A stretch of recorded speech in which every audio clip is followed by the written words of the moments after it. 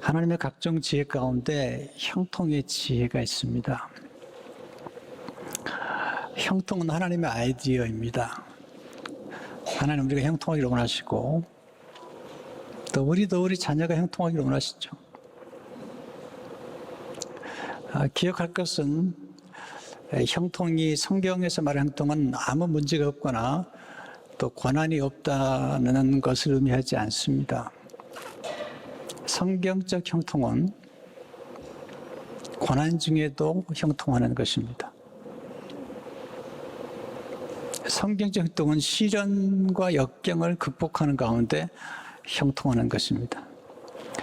성경에 나온 인물들을 연구해 보시면 그 인물들은 고난의 사람들이고 또 고통을 잘 통과한 사람들입니다. 오히려 고난을 통해서 형통의 복을 받았던 사람들입니다. 형통하기 원하신다면 우리 형통케 하신 하나님을 가까이 해야 합니다. 형통하기 원한다면 형통한 사람을 가까이 해야 됩니다. 형통하기 원하면서 어리석은 사람을 가까이 하면 형통하기 어렵습니다. 인생은 만남이거든요. 또 누구랑 가까이 하느냐가 우리 인생을 결정하는 거죠. 형통은 형통을 낳습니다. 형통한 사람은 형통의 지혜를 준수해 줍니다. 우리는 겸손해야 돼요. 겸손하지 않으면 지혜를 얻지 못해요. 하나님 교만한 자를 싫어하세요. 교만한 자는 듣지 않아요. 교만한 자는 배우지 않아요. 교만한 자는 알 수 없죠. 근데 지혜로운 사람은 누구에게나 배우잖아요. 엘리에셀은 종이에요. 종에게 배우는 거예요. 어린 아이들을 좀 무섭게 여기는데 아이들에게 굉장한 지혜가 있는 거예요. 아이들에게 배우려는 겸손한 마음이 필요한 거죠. 오늘 첫 번째 시간으로 이제 엘리에셀이라는 아브라함의 청지기를 통해서 어떻게 형통의 지혜를 배울까요? 무엇을 배울까요? 첫째로 형통을 위해 기도하는 것이 지혜죠. 우리에게는 각자에게 주어진 사명이 있는 거예요. 그 종으로서의 사명이 있는 거고 또 아브라함으로 사명이 있는 건데 각자의 부르심에 맞는 형통이 있는 거죠. 어떤 분들은 형통이라는 단어를 싫어해요. 제가 목회하는 중에 깜짝 놀라는 게 뭐냐면 가끔 목회자가 형통에 대해 설교하면 아주 기분 나쁘게 생각해요. 교회에서 성공 얘기를 하냐고 형통 얘기를 하냐고. 원리는 간단해요. 하나님 우리가 싫어하는 것을 주지 않으세요. 하나님 우리의 소원을 따라 역사하십니다. 하나님은 형통을 원하는 사람에게 형통을 선물해 주는 거예요. 엘리에셀은 형통했어요. 왜냐하면 주인에게 신뢰를 얻었습니다. 여러분 신뢰를 얻는 게 굉장히 중요한 거죠. 인생에서. 근데 신뢰는 어떻게 얻는 거죠? 두 가지가 있어야지 신뢰를 얻을 수가 있어요. 하나는 성품이 좋아야 돼요. 그 태도가 좋아야 되죠. 또 하나는 실력이 있어야 돼요. 실력이 없으면 신뢰를 얻지 못하는 거예요. 착하다고만 돼서는 안 되는 거예요. 착하지만 지혜로워야 되는 거예요. 엘리에셀은 주인에게 신뢰를 받은 거죠. 나중에 보겠습니다만은 아브라함의 모든 재산을 그에게 맡겼어요. 네, 청지기로 맡긴 거죠. 그리고 얼마나 신뢰했냐면 이삭이 태어나기 전에 아들을 늦게 주시니까 엘리에셀을 자기의 상속자로 삼으려고 했던 거죠. 창세기 15장 2절 3절을 보게 되면 아브라함이 이르되 주 여호와의 무엇을 내게 주시려 하나이까 나는 자식이 없사오니 나의 상속자는 이 다메섹 사람 엘리에셀이니이다.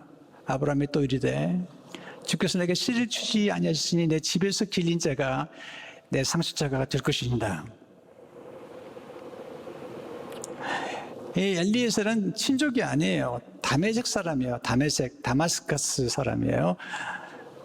그런데 집에서 길려온 이 종이 아주 성품이 좋고 아주 지혜로운 거예요. 그래서 아브라함이 상속자로 삼고 싶은 거죠.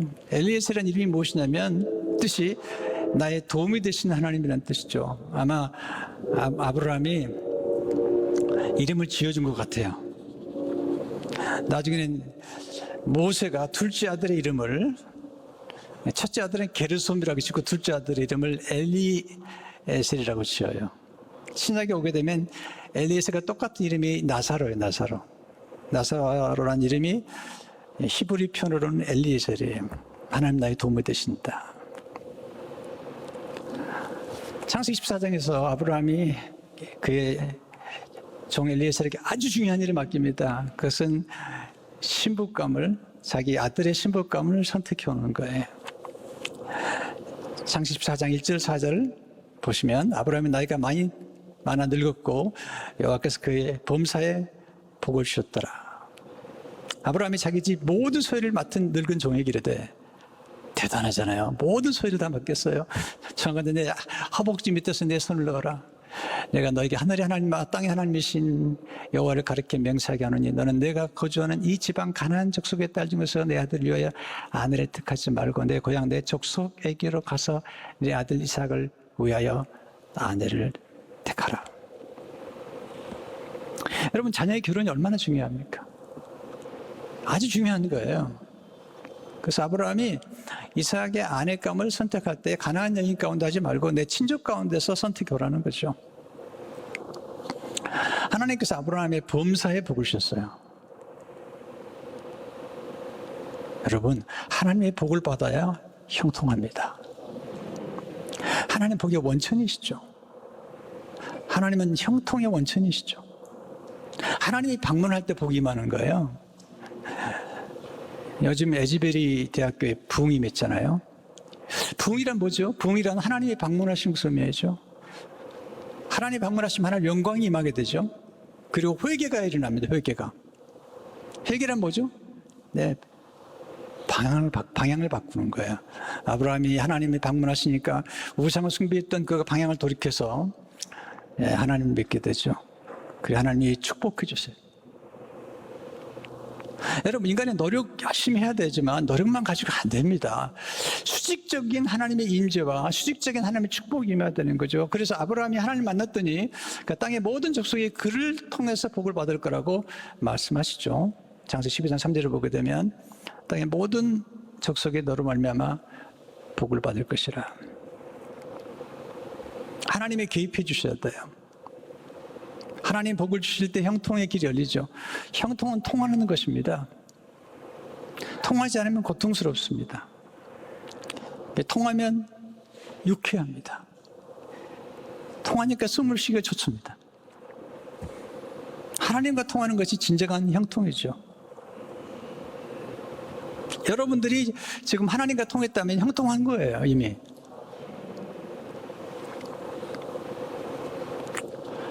이미 형통했지만 우리 삶의 현실에서 어떻게 형통을 경험할 것인가 중요하잖아요.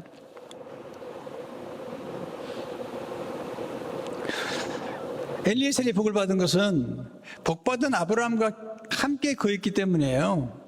여러분, 복받은 사람을 가까이 하면 더불어 복을 받게 됩니다.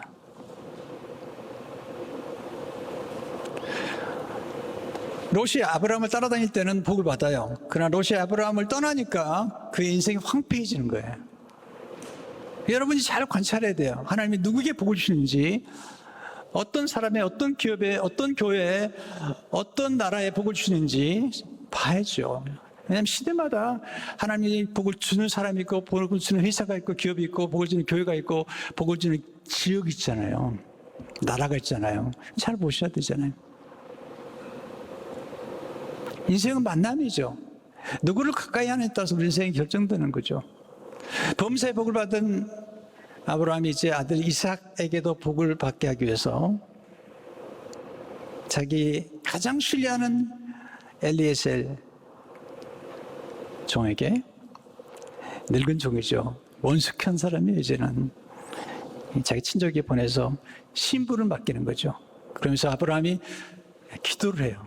하나님, 천사를 먼저 보내주십시오. 창세기 14장 7절을 보시면 하늘의 하나님 여호와께서 나를 내 아버지의 집과 내 고향 땅에서 떠나게 하시고 내게 말씀하시면 내가 내게 맹세하여 이르시기를 이 땅을 내 씨에게 주려 하셨으니 그가 그 사자를 너보다 앞서 보내실지라 내가 거기서 내 아들을 위하여 아내를 택할지니라. 하나님이 가나안 땅을 아브라함의 씨, 아브라함 후손에게 주신다고 말씀하셨어요. 그걸 얘기하면서 손자가 너보다 앞서갈 것인데 하나님이 그렇게 하실 것이다. 그러니까 메소포타미아에 가죠. 엘리에셀이 이제 신부감을 걸어가서 하나님께 형통의 은혜를 구하는 기도를 드리는 거예요. 10절에서 12절을 보시면 나홀의 성에 이르러 그 낙타를 성박고 우물 곁에 꿀렸으니 저녁 때라 10마리의 낙타와 그게 가장 좋은 것들 싣고 이제 메소포타미아로 자기 주인의 아들의 신부감을 고려하는 거죠. 여인들이 물을 기르러 나올 때였더라. 그가 이르되 우리 주인 아브라함의 하나님 여호와여 원하건대. 그는 아브라함에게서 기도를 배웠어요. 오늘 나에게 순조롭게 만나게 하사 내 주인 아브라함에게 은혜를 베푸시옵소서. 이것도 놀라운 지혜인 거죠. 하나님 내게가 아니라 내 주인에게. 왜 주인이 복을 받아야 자기가 복을 받은 거니까. 주인 아브라함의 은혜를 베푸소서. 나에게 순조롭게 만나게. 이게 형통이에요. 순조롭게 만나게 하세요. 그 기도를 하고 있습니다. 그러면서 구체적으로 기도합니다. 기도할 때 애매하게 구체적인 기도를 합니다. 구체적인 사인을 얘기합니다. 분별할 수 있도록. 13절 14절을 보게 되면 성중 사람의 딸들이 물기르러 나오겠사오니 내가 우물 곁에 서 있다가 한 소녀에게 이르기를 청하건대 너는 물동이를 기울여 나로 마시게 하라 하리니 그의 대답이 마시라. 내가 당신의 낙타에게도 마시게 하리라 하면 그는 주께서 주의 종 이삭을 위하여 정하신 자라. 이로 말미암아 주께서 내 주인에게 은혜 베푸심을 내가 알겠나이다. 이 기도하잖아요. 네, 한 소녀가 왔을 때 자기에게도 물을 주고 자 얘기하지 않아도 낙타 10마리에게 물을 주는 여인이 곧 신부감이 될 겁니다. 그 기도가 즉각 너를 받죠. 15절을 보게 되면 말을 마치기도 전에 리브가가 물동이를 어깨에 메고 나오니 그는 아브라함 동생 나홀의 아내 밀가의 아들 부두엘의 소생이라. 아브라함의 동생 나홀의 아내 밀가의 아들 부두엘의 소생이라. 이 아브라함의 아들의 신부감을 구하는 기도를 드릴 때 나중에 그가 이 기도는 형통을 구하는 기도였다고 얘기하죠. 42절을 보시면 한번 같이 읽어보겠습니다. 시작. 내가 오늘 우물에 이르러 말하기를 내 주인 아브라함 하나님 여호와여 만일 내가 행하는 길에 형통함을 주실진데 하나님 앞에 형통을 구하는 거죠. 기도가 중요한 거예요. 평탄한 길, 바른 길, 순조로운 길을 달라는 거죠. 그 기도의 중요한 이유가 뭐죠? 자기 주인의 아들의 신부감을 선택하는 거예요. 과학은 분명한 거죠. 아들의 신부감을, 아브라함의 아들의 신부감을 구하는 거죠. 형통의 기도는 뭘까요? 하나님 맡기신 과업을 성취하는 기도. 이것이 형통의 기도예요. 두 번째로, 형통한 사람에게 형통의 지혜를 배워 적용하십시오. 그러면 지혜를 배우려면 지혜로운 사람과 동행하셔야 되죠. 잠언 13장 10절을 보게 되면 지혜로운 자와 동행하면 지혜롭고 미련한 자와 사귀면 해를 받느니라요. 미련한 자와 사귀지 마세요. 지혜로운 자와 동행하세요. 엘리에셀은 지혜로운 사람이잖아요. 그는 과업을 성취할 줄 알았던 사람이죠.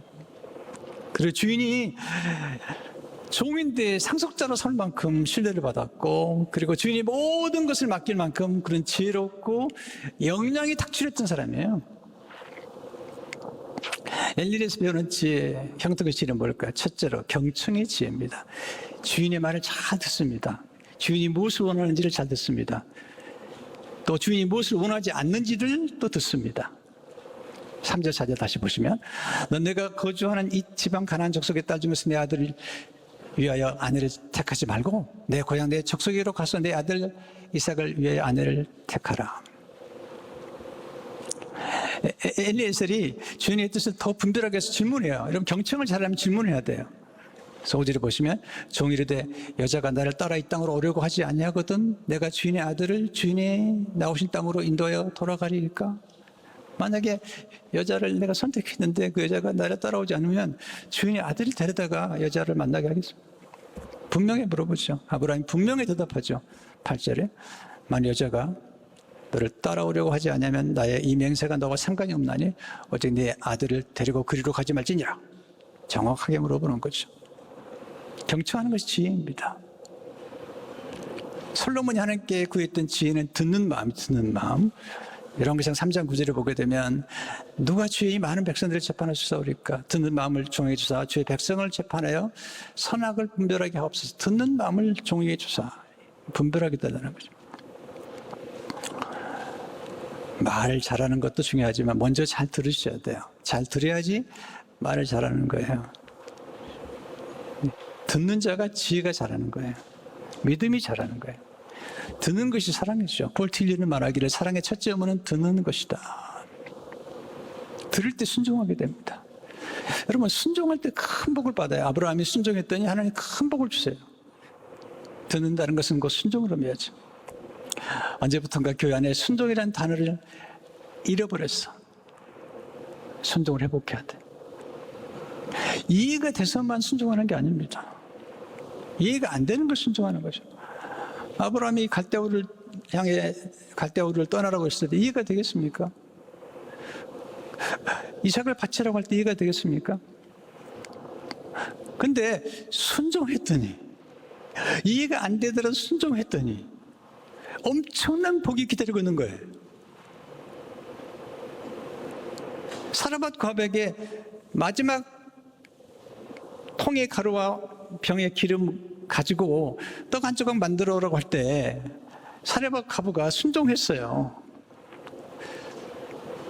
따지지 않았어요. 그랬더니 3년 6개월 동안 통의 가루가 다하지 아니하고 병의 기름이 마르지 아니했어요. 두 번째, 신뢰의 지혜죠. 신뢰. 주인을 신뢰했어요. 아브라함이 하나님을 신뢰했습니다. 아브라함은 하나님에게 그보다 엘리에서보다 앞서 천사를 보내달라고 기도했고 그걸 믿었어요. 신뢰해야 됩니다. 여러분 하나님을 신뢰하고 사람과의 관계 속에도 신뢰가 필요한 거죠. 하나님을 신뢰해야 돼요.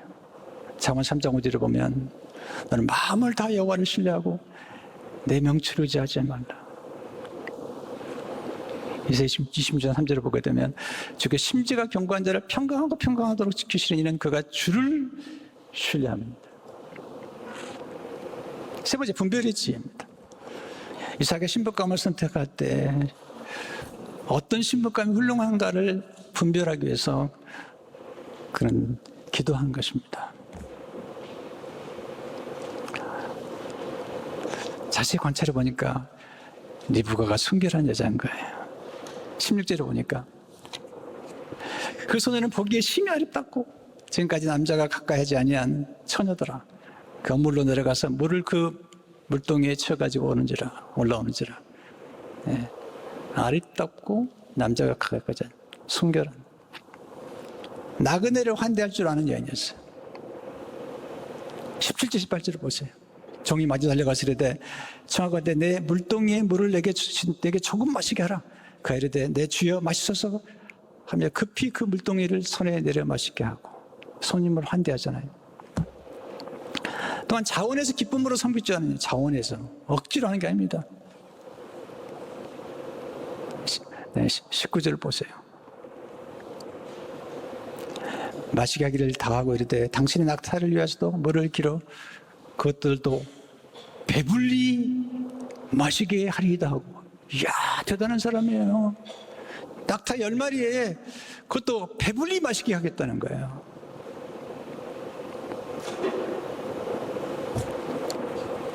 부지런하고 열정적인 여인입니다. 20절을 보세요. 급히 물동이에 물을 그에 붓고 다시 기르려고 우물로 달려가서 모든 낙타를 위하여 기는지라. 달려다니는 여자예요. 나중에 나반도 막 달려다녀요. 이 집 식구들은 다 달려다니는 거야. 여러분 게으르면 안 되는 거예요. 부지런해야지. 현숙한 여인을 잠언 31장에서 부지런하다고 이게 부지런한 거예요. 열정적인 거죠. 태도가 좋은 거죠. 일하는데 억지로 하는 게 아닙니다. 네, 5마일 가지고 하니까 10마일 가는 거예요. 시키지도 않은 것까지 상대방의 필요를 알아서 10마리 낙타에게 내가 배불리 먹이겠습니다. 마시겠습니다. 그는 관찰하죠. 지혜는 관찰에 있습니다. 21절 보세요. 그 사람이 그를 묵묵히 주목하며 여호와께서 과연 평탄한 길을 주신 여부를 알고자 하다니. 기도했던 대로 소녀가 신복감 같은데 물어보죠. 질문이 중요한 거죠. 23, 24절을 보게 되면 이래도 내가 누구의 딸이냐 청하건대 내게 말하라. 내 아버지의 집에 우리가 유숙할 곳이 있느냐. 그 여자가 그에게 이르되 난 밀가가 나홀에게서 낳은 아들을 부두엘에 따르니이다. 아브라함 형제 깜짝 놀라는 거죠. 여러분 모리아 산에서 아브라함 이삭을 바치잖아요. 하나님께서 아브라함의 순종하니까 너무 기뻐하시면서 그게 큰 복을 주시면서 이제 축복하시죠. 근데 아브라함의 모리아산 사건 바로 22장 아래 끝부분에 보면 리브가가 등장을 해요. 그러니까 이삭이 하나님 앞에 드려지는 순간 하나님은 이미 이삭을 위해서 리브가를 예비하셨던 거죠. 이게 하나님의 드라마의 암시죠. 여러분 드라마가 재밌는 게 뭐죠? 암시를 하는 거야. 암시. 뭔가 하나를 딱 던져주는 거죠. 탁월한 드라마 작가들은 뭘 하느냐? 항상 암시를 딱 던져주고 가는 거예요. 창세기 22장 23절을 보시면 여덟 사람은 아브라함 형제 나홀의 아내 밀가의 소생이며 부두엘은 리브가를 낳고 22장이에요. 22장에 벌써 암시를 주고 24장에서 엘리에셀이 리브가를 만나는 거죠.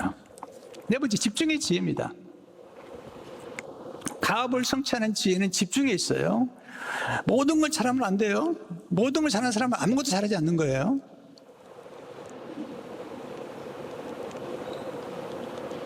뭘 잘합니까? 뭐 다 잘합니다. 뭘 잘하냐는 거예요. 과업을 성취하기 위해서는 집중하죠. 지금 엘리에셀이 가서 지금 하려고 하는 것은 뭐냐면 이삭의 신복감을 선택하는 거예요. 그 집중해요. 가니까 리브가의 가족을 만나죠. 삼촌, 나중에 이제 그 야곱의 삼촌 이제 라반이 이제 그 리브가를 보니까 리브가가 막 코에다가 코걸이를 하고 막 금에다가 막 손에다 금각지 너무 놀란 거죠. 누구한테 누가 줬느냐? 야, 이 사람이라 데려오라고. 음식을 차려놓습니다. 음식을 안 먹습니다. 내가 왜 왔는지 말하기 전까지는 음식을 안 먹겠다는 거죠. 33절을 보세요. 그 앞에 음식을 베푸니 그 사람이 이르되 내가 내 일을 진술하기 전에는 먹지 않냐겠나이다. 라반이 이르되 말하소서. 사명에 집중하는 거예요. 자기가 뭘 하는지 아는 거죠. 그리고 목적을 얘기하죠. 라반의 온 가족이 리브가를 이삭의 아내로 보내기로 결정하죠. 그때 하나님 앞에 엎드려 경배해요. 51절 52절을 보시면 리브가 당신 앞에 있으니 데리고 가서 여호와의 명령대로 그를 당신의 주인의 아들의 아내가 되게 하라. 아브라함의 종이 그들의 말을 듣고 땅에 엎드려 여호와께 절하고 모든 형통이 하나님께로 왔다는 사실을 인정하는 거예요. 이게 겸손한 거죠.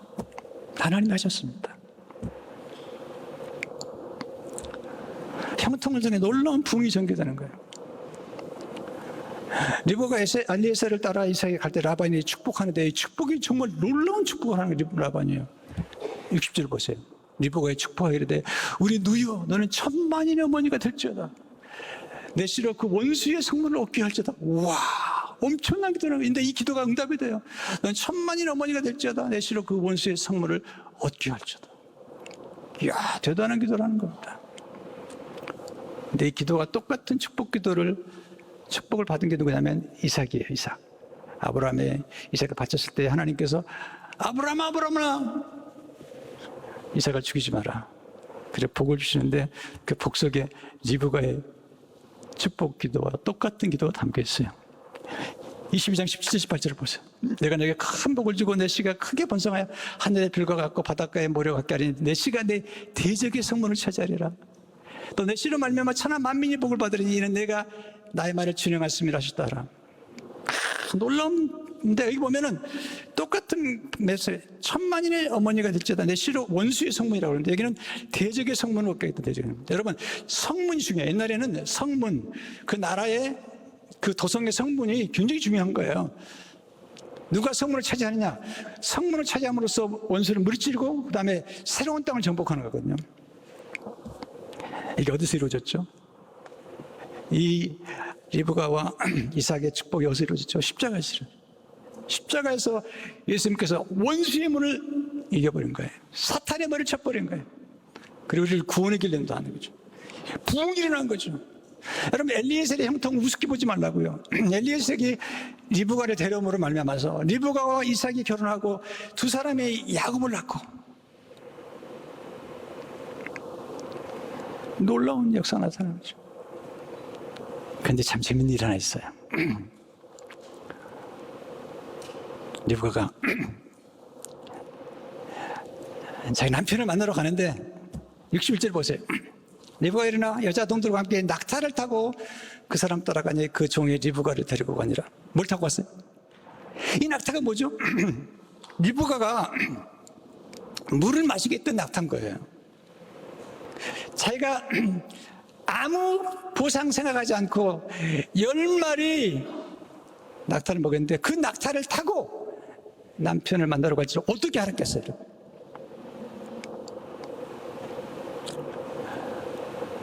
여러분 섬길 때는 기쁨으로 섬기세요. 성도 여러분, 하나님 맡기신 사명을 잘 이루시기를 주의 이름으로 축원합니다.